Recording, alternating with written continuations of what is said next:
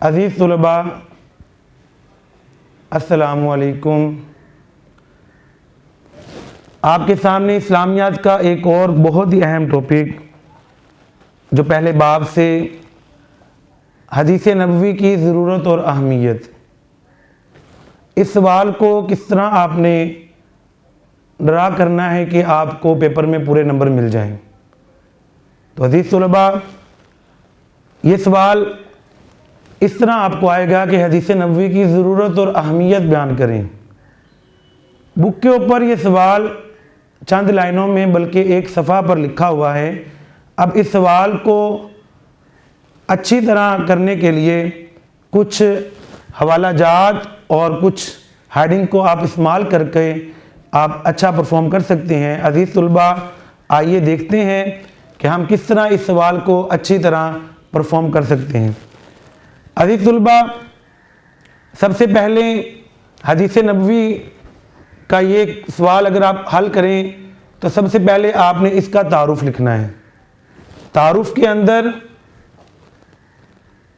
آپ نے حدیث کی تعریف بیان کرنی ہے جو بک میں لکھی ہوئی ہے۔ لغوی معنی ہے حدیث کے گفتگو کرنا، بات چیت کرنا، ایسی گفتگو بات چیت جس کا تعلق آپ صلی اللہ علیہ وسلم کے قول، فعل اور آپ کی تقریر سے ہو۔ اس طرح ڈیفینیشن سے ہی حدیث کی 3 اقسام بنتی ہیں: حدیث قولی، حدیث فعلی اور حدیث تقریری۔ لغوی اور اصطلاحی معنی بیان کرنے کے بعد آپ اقسام کو بیان کریں گے اور ہر قسم کو آپ الگ الگ ہائڈنگ لگا کر بیان کریں گے۔ حدیث قولی سے کیا مراد ہے؟ آپ صلی اللہ علیہ وسلم کی گفتگو، آپ صلی اللہ علیہ وسلم کی بات چیت، کسی بات کے کرنے کا آپ نے حکم دیا، کسی بات سے آپ نے روکا، اس کو حدیث قولی کہتے ہیں۔ حدیث فعلی کسی کام کو رسول اللہ نے خود کر کے دکھایا۔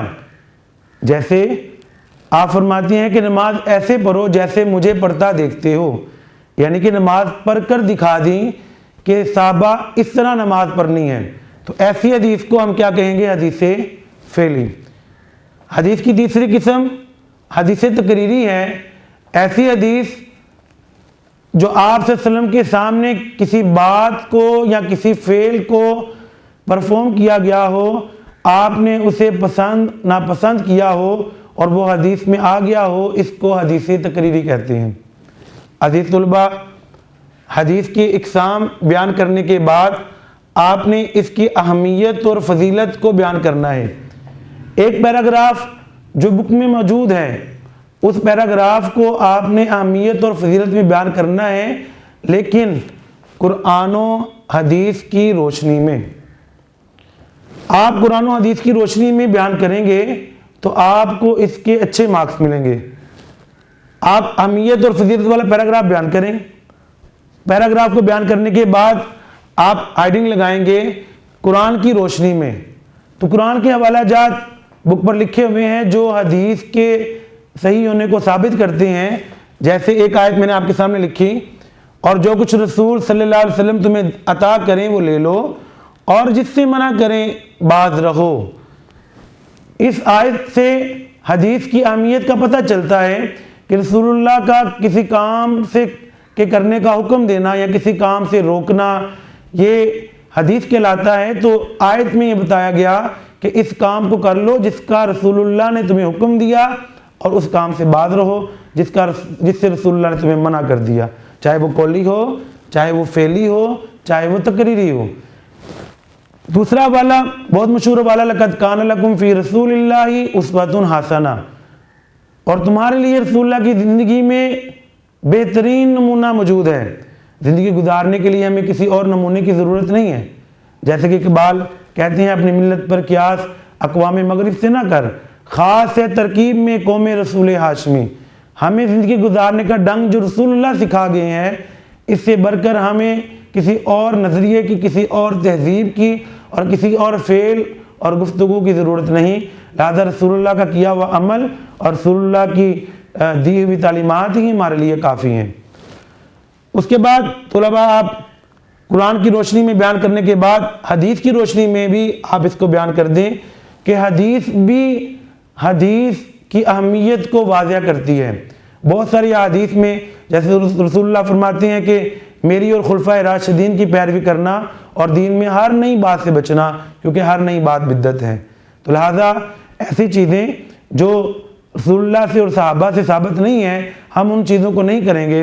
رسول اللہ ارشاد فرماتے ہیں من عمل عملا لیس علیہ امرنا فہو رد، من عمل عملا لیس علیہ امرنا فہو رد، جس نے کوئی ایسا عمل کیا جس پر ہمارا حکم نہیں تو وہ رد ہے، وہ قابل قبول نہیں ہے۔ لہذا ایسے اعمال کرنی چاہیے جن کا ہمیں اللہ اور رسول کی ذات پاک سے ہمیں اس کی دلیل ملتی ہے، یعنی قرآن و حدیث سے وہ ثابت ہے، ہمیں وہ کام کرنا چاہیے۔ قرآن و حدیث کی روشنی میں بیان کرنے کے بعد کوئی ایک شعر یا کوئی قول وغیرہ بھی آپ ایڈ کر سکتے ہیں جس کا تعلق اس ٹاپک سے ہو۔ میں نے آپ کے سامنے ایک شعر لکھا ہے اور اقبال کا ایک شعر بولا بھی، آپ چاہیں تو اس کو آپ اس ٹاپک میں ایڈ کر سکتے ہیں۔ نقش قدم نبی ہیں جنت کے راستے، اللہ سے ملاتے ہیں سنت کے راستے۔ عزیز طلباء، اس طرح کے حوالہ جات ایڈ کرنے سے ایگزامینر پر اچھا اثر پڑتا ہے، اور وہ جو ایک آدھ نمبر اس نے اپنے ذہن میں سوچا ہوتا ہے کہ وہ لونگ سے کاٹے گا، تو وہ ایک نمبر وہ نہیں کاٹتا۔ لہذا عزیز طلباء حوالہ جات کو زیادہ سے زیادہ ایڈ، بعض بچے پوچھتے ہیں کہ حوالہ جات ایڈ کرنا کیوں ضروری ہے۔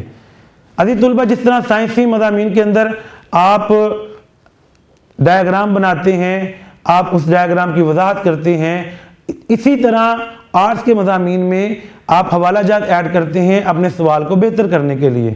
تو آپ ایڈ کر دیں گے تو وہ ایک نمبر جو ایگزامینر کے ذہن میں ہوتا ہے کہ میں نے لونگ میں سے کاٹنا ہے، تو وہ نہیں کاٹے گا آپ کا نمبر۔ اس کے بعد آپ نے ہر ٹاپک کا حاصل کلام ضرور بیان کرنا ہے۔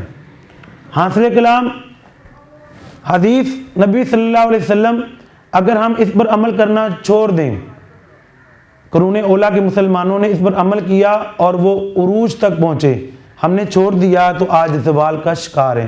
لہذا حاصل کلام یہی ہے کہ وہ جو دور گزر چکا ہے جس میں صحابہ کرام احادیث پر عمل کر کے اپنی زندگیوں کو بڑے اچھے انداز سے گزار گئے، ہمیں بھی اسی طرح احادیث مبارکہ پر عمل کر کے اپنی زندگی کو بہتر سے بہتر طریقے سے گزارنا چاہیے۔ سوال کا آغاز اور انتہا اچھی ہونی چاہیے۔ حاصل کلام میں آپ کوئی ایک آدھی چیز ایسے لکھ سکتے ہیں جس سے ٹاپک کا زور بڑھے۔ تو عزیز طلباء، آپ اس میں ایک حوالہ ایڈ کر سکتے ہیں شعر کا کہ گزرے ہوئے ادوار کو پھر سامنے لائیں، گزرے ہوئے ادوار کو پھر سامنے لائیں،